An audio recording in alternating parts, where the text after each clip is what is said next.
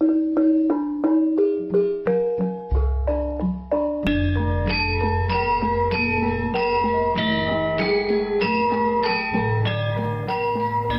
lagi sobat, melanjutkan kisah Keris Naga Sasra dan Sapu Inten untuk sobat semua. Selamat menikmati. Salam sejahtera dan bahagia untuk Anda sekeluarga. Salam budaya.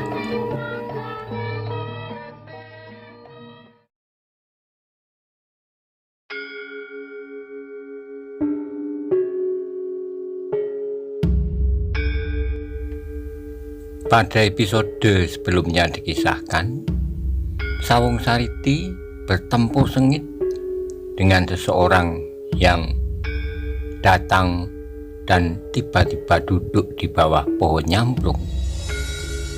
Bagaimana kisah selanjutnya? Simak bersama-sama.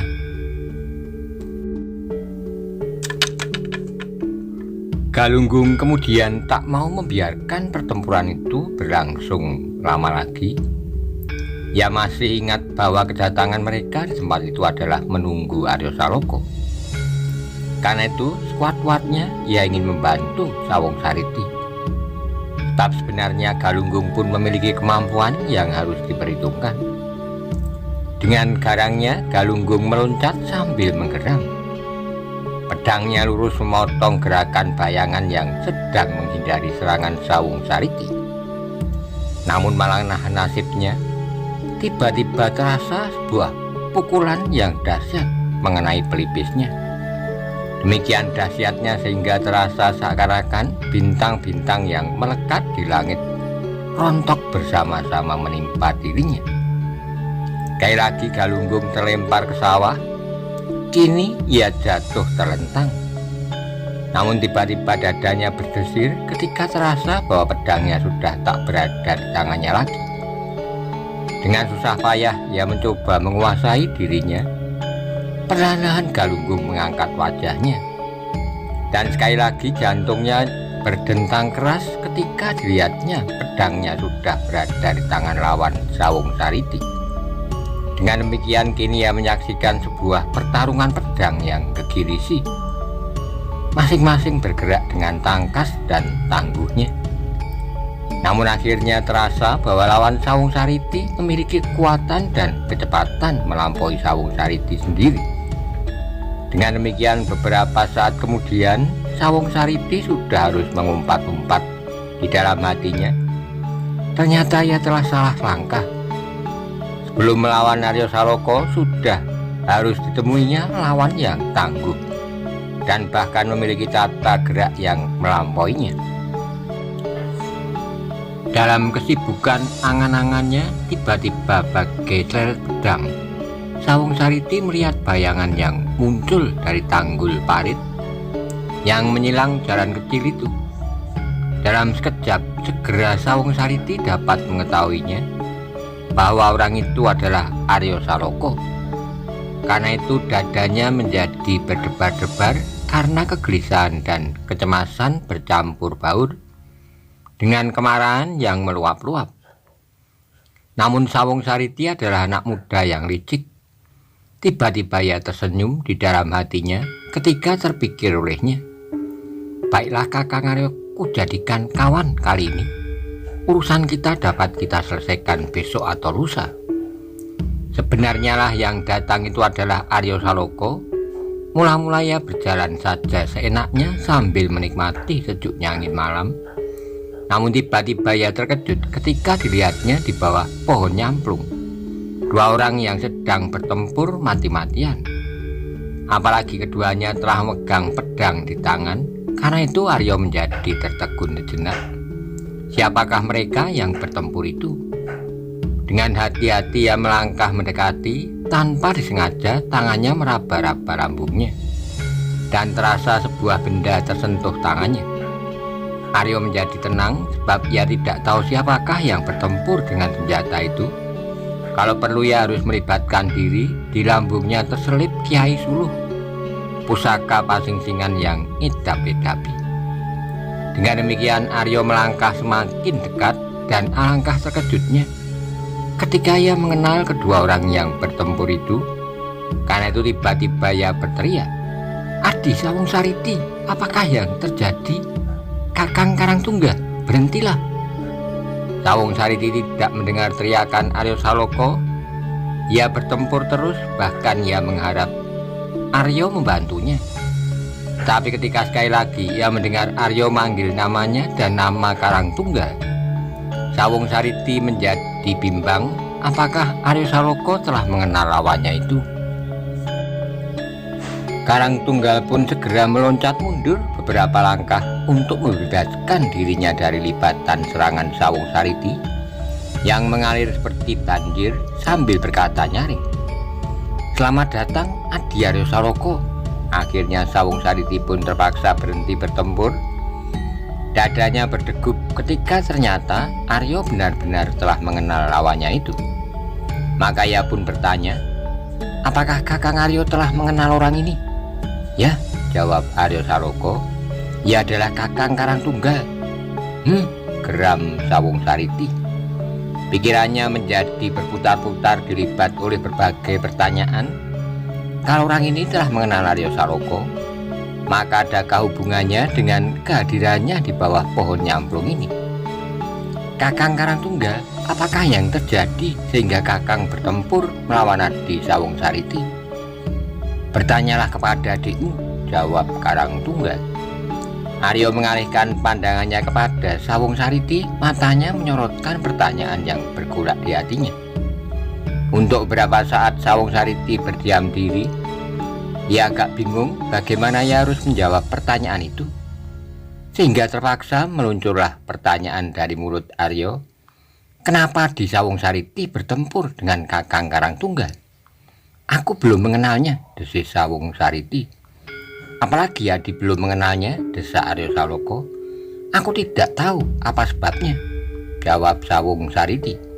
"Tiba-tiba saja aku telah bertempur dengan orang itu." Aryo mengerutkan keningnya sedang Karangtunggal tertawa perlahan-lahan.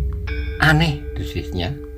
"Aku juga tidak tahu kenapa tiba-tiba saja aku sudah bertempur melawan Adi yang kau sebut Sawung Sariti itu." Wajah Sawung Sariti menjadi merah mendengar sindiran itu. Tetapi sebelum ia berkata sesuatu, terdengar Karangtunggal meneruskan, "Aku merasa bahwa aku telah diserangnya." "Kau mengganggu aku," bantah Sawung Sariti. "Menyentuh pun aku tidak," sangka Karangtunggal. Aryo menjadi bingung, tapi ia merasa bahwa keduanya belum berkata sebenarnya. "Suatu kesalahpahaman," desis Aryo. "Memang hal itu mungkin sekali terjadi, namun sekarang aku perkenalkan kalian masing-masing." "Bukan kesalahpahaman," jawab Karangtunggal. "Tapi Adi Sawung Sariti sengaja menyerang aku tanpa sebab." "Bukan tanpa sebab," sahut Sawung Sariti yang mulai merah kembali. "Kau mengganggu aku." "Apamu yang aku ganggu?" tanya Karangtunggal. Sawung Sariti terdiam. Sudah tentu ia tidak dapat mengatakan apa yang sebenarnya sedang dilakukan. Namun keringat dinginnya mengalir semakin deras ketika Karangtunggal berkata, "Aku hanya datang kemari dan duduk di bawah pohon nyamplung ini. Apa salahku?" Sawung Sariti masih belum dapat menjawab, namun terdengar giginya gemeretak. Yang terdengar adalah kata-kata Karangtunggal, "Dan kenapa aku kau usir dari sini tanpa sebab? Dan aku harus berjalan ke jurusan yang kau tentukan." Sawung Sariti menggeram, namun ia belum menemukan jawaban yang tepat. Sedang Karangtunggal berkata terus, "Apakah dengan demikian aku mengganggumu? Apakah kau sedang menunggu seseorang di sini dengan pedang terhunus?" Dada Sawung Sariti semakin berdebar-debar, sedang Aryo mengangkat alisnya. Apakah benar yang dikatakan oleh Karangtunggal itu? Sawung Sariti menunggu seseorang dengan pedang terhunus. Kalau demikian, siapakah yang ditunggunya? Itu tiba-tiba datang mengganggunya. Tiba-tiba terdengarlah Sawung Sariti membentak keras-keras, "Jangan mengigo. Aku berkata sebenarnya," sahut Karangtunggal. Tiba-tiba kembali Aryo diganggu oleh angan-angan yang tak menyenangkan hatinya. Apakah maksud Sawung Sariti sebenarnya? Dan kenapa tiba-tiba saja anak itu telah mendahuluinya? Karena itu tiba-tiba terloncat dari mulut Aryo, "Apakah yang sebenarnya terjadi?" "Sudah aku katakan," sahut Karangtunggal. "Anak muda itu menunggu seseorang dengan pedang terhunus." "Apa pedulimu?" tukas Sawung Sariti. "Daerah ini adalah daerah yang belum tenang. Orang-orang dari gerombolan hitam setiap saat berkeliaran di daerah ini. Apa salahnya aku duduk di bawah pohon ini dengan pedang terhunus?" Tiba-tiba Karangtunggal tertawa seorang pemuda yang berdarah jantan. Namun darah itu masih belum mengendap di dasar jantungnya. Ia sebenarnya telah mengetahui apa yang akan dikerjakan oleh Sawung Sariti. Mula-mula ketika ia melihat Aryo Saloko, ia ingin menyusul sahabatnya itu yang berjalan bersama-sama dengan adik sepupunya. Namun maksudnya diurungkan ketika dilihatnya Aryo berpisah dengan Sawung Sariti. Bahkan timbullah kecurigaannya kepada adik sepupu Aryo. Dengan demikian ia mengikutinya dan mendengarkan semua percakapannya dengan Galunggung. Karena itulah sengaja ia mendahului Aryo dan duduk di bawah pohon nyamplung. Ia tahu benar bahwa dengan demikian Sawung Sariti akan marah kepadanya. Tetapi tidak mengapa, sebab dengan demikian ia sudah berusaha mencegah kemungkinan terjadi. Meskipun ia sendiri tidak yakin apakah dengan serangan diam-diam Aryo akan dapat dikalahkan, namun hal yang demikian itu benar-benar berbahaya. Terbawa oleh sifat-sifatnya yang aneh yang dipengaruhi oleh api yang menyala-nyala dalam dadanya, Karangtunggal yang juga bernama Mas Karepet dan mempunyai sebutan Joko Tingkir memandang kehidupan sebagai suatu kancah perjuangan. Namun kejantanannya menuntut setiap perjuangan harus dilakukan dengan adil dan jujur. Karena itulah maka ia menjadi muak melihat cara Sawung Sariti untuk mencapai maksudnya. Ia pernah mendengar dari Ki Lemah Selasih apa yang sebenarnya terjadi di Banyu Biru. Pergolakan antar keluarga, pergeseran Kamokden dan perjuangan untuk mempertahankan pusaka. Tafsirannya yang tepat mengatakan bahwa apa yang terjadi sekarang ini adalah rentetan dari peristiwa-peristiwa itu. Dengan demikian akhirnya ia berkata di antara suara tertawanya yang berderai, "Hai anak-anak muda, kenapa kalian menyembunyikan tangan kalian di balik punggung? Kenapa kalian tidak berani mengangkat dada berkata dengan lantang, 'Ayo kita pertaruhkan tanah ini, Banyu Biru dan Pamingit, sedumuk bathuk senyari bumi, mukti atau mati.'" Darah Sawung Sariti menjadi mendidih di dalam dadanya. Ia kini hampir tak dapat mengelak lagi. Agaknya Karangtunggal telah mengetahui seluruhnya. Karena itu ia menggigit bibirnya sedang tangannya memegang pedangnya semakin erat. Di dalam hati ia berkata, "Apa boleh buat? Kalau aku harus berhadapan dengan Aryo Saloko, aku laki-laki juga seperti dia." Aryo Saloko masih berdiri tegak di tempatnya. Ia dapat menangkap apa yang dikatakan oleh Karangtunggal. Dan kini ia tahu benar apa yang sedang dilakukan oleh Sawung Sariti. Karena itu dadanya pun berdesir cepat. Di tempat itu, di bawah pohon nyamplung yang rimbun, berdirilah 3 orang anak muda yang masih berdarah panas. Anak-anak muda yang mudah terbakar oleh perasaan sendiri. Mereka masih mengukur harga diri dengan sifat-sifat kepahlawanan yang sempit. Dalam kesempitan perasaan, mereka menilai diri masing-masing dengan keberanian mereka melihat darah. Demikianlah maka terjadilah ketegangan yang memuncak. Masing-masing menyiapkan diri untuk mempertaruhkan diri demi kehormatan nama mereka dengan kegayuhan mereka. Mereka tidak sadar bahwa di dunia ini ada cara lain yang jauh lebih baik daripada cara yang mereka tempuh. Dalam keadaan yang demikian, mereka melupakan bahwa ayah mereka akan dapat menyelesaikan persoalan dengan cara yang baik, dengan laki-laki sejati tanpa setetes darah pun yang tertumpah. Seandainya pada saat itu hadir seorang dari ayah mereka, atau Maiso Jenar, atau Kebu Kanigoro, maka keadaannya pasti akan berbeda. Namun yang terjadi adalah tak seorang pun dari mereka yang hadir, tak seorang pun yang dapat memberi peringatan kepada anak-anak itu. Yang tertua di antara mereka adalah Karangtunggal. Namun Karangtunggal adalah seorang anak muda yang sifatnya aneh. Akhirnya Sawung Sariti tidak tahan lagi membiarkan hatinya bergolak tanpa ujung pangkal. Karena itu dengan lantangnya ia berkata kepada Karangtunggal, "Hei anak perkasa, apa maksudmu sekarang?" "Tidak apa-apa," jawab Karangtunggal. "Aku hanya ingin melihat seseorang berlaku jantan, tidak dengan sembunyi-sembunyi dan curang." "Persetan dengan ocehanmu," bentak Sawung Sariti. "Kau kira aku tidak berani berhadapan seperti laki-laki?" "Nah, itulah kata-kata jantan," sahut Karangtunggal. "Apa katamu, Adi Aryo Saloka?" Mulut Aryo Saloka tiba-tiba seperti terkunci. Ia sama sekali tidak mengharapkan hal yang demikian itu terjadi. Tapi ia pun tidak mau apabila kelak ia benar-benar menjadi korban tusukan dari belakang. Dalam saat yang pendek itu pun segera ia dapat menangkap maksud yang tersirat dari perbuatan adik sepupunya itu menyingkirkan dirinya untuk kelak memiliki Pamingit dan Banyu Biru sekaligus. Karena Aryo masih berdiam diri, maka berkatalah Sawung Sariti, "Kakang Aryo Saloka, apa boleh buat? Biarlah aku tidak tedeng aling-aling, aku ingin kamukten atas tanah Banyu Biru sekaligus selain tanah Pamingit." Hanya itulah yang terdengar dari mulut Aryo Saloka.